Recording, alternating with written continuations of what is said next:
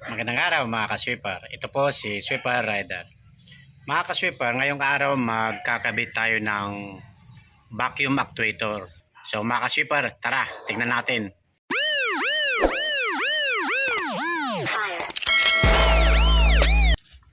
Ito mga ka-sweeper, ito yung ilalagay natin na vacuum actuator. Aftermarket lang ito na vacuum actuator, okay? Itong butas na yan mga ka-sweeper para sa vacuum source. Yan. Ayan. Okay.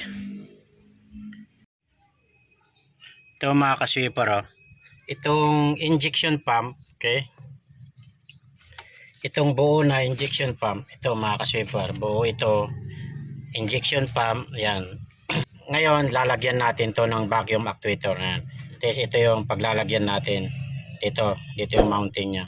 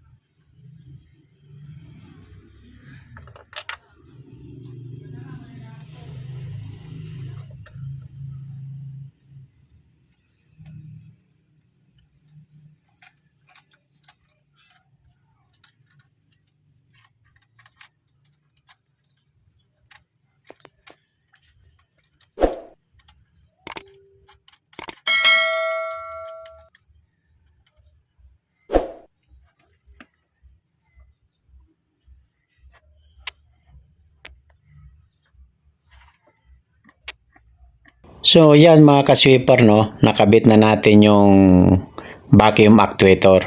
Ganyan po yung pagkabit at naikabit na nga natin. Okay. So ito mga ka-sweeper, itong hose na ito na yung vacuum nya. Nakakabit ito sa vacuum mga ka-sweeper. So ito na yung vacuum actuator, nakakabit na. Ito na yung vacuum hose. Yan, nakakabit ito sa may vacuum. Ito mga ka-sweeper. Okay? So yan po mga ka-sweeper. So yan po mga ka-sweeper, no? Naikabit na natin yung vacuum actuator at gumagana naman mga ka-sweeper. So ito po ulit si Sweeper Rider at lagi po nating tatandaan, kapag may sweeper, sa daan walang may iwan. Magandang araw!